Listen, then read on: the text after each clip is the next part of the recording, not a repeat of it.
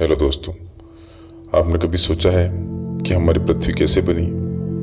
क्या ये शुरू से ही ऐसी हरी भरी थी?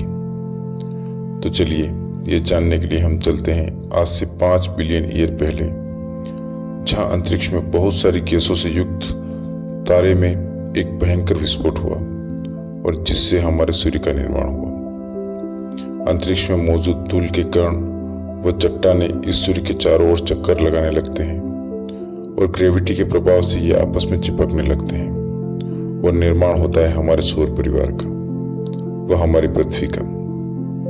परंतु ये पृथ्वी आज जैसी नहीं थी।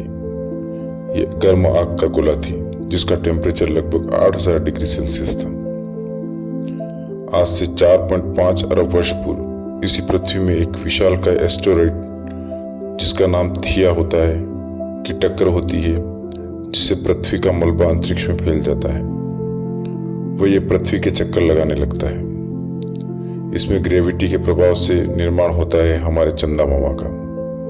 परंतु पृथ्वी अब भी गर्म आग का गोला थी जिस पर निरंतर एस्टेरॉइड की बारिश हो रही थी, जिसे द हेवी बम्बार्ड कहते हैं। यह तकरीबन कई लाखों सालों तक चली थी। इस एस्टेरॉइड में नमक, पानी व खनिज भी थे।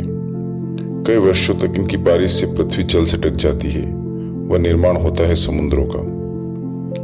इससे पृथ्वी की ऊपरी परत धीरे धीरे ठंडी होने लगती है, परंतु आंतरिक परत अभी भी गर्म थी।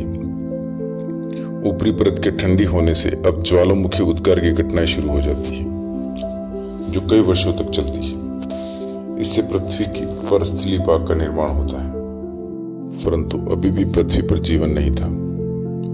लगभग 3.5 अरब साल पहले समुद्र में मिनरल्स और केमिकल से बैक्टीरिया बनने लगते हैं। ये बैक्टीरिया ऑक्सीजन का उत्सर्जन करते हैं, जिससे पृथ्वी पर ऑक्सीजन की मात्रा बढ़ जाती है।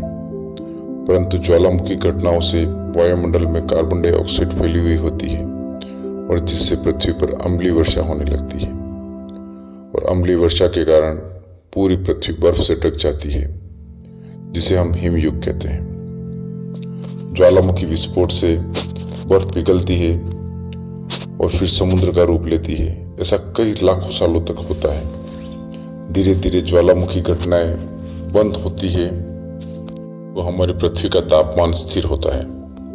इससे वायुमंडल में ओजोन गैस विकसित होती है और ओजोन गैस के प्रभाव से हमारे पृथ्वी के चारों ओर ओजोन गैस की परत बन जाती है, जो सूर्य से आने वाली हानिकारक किरणों से रक्षा करती है। और इन्हीं के प्रभाव से हमारी पृथ्वी पर विकसित होता है प्रथम पौधे, जिन्हें हम शैवाल के नाम से जानते हैं। अगले वीडियो में हम जानेंगे पृथ्वी पर जीवों का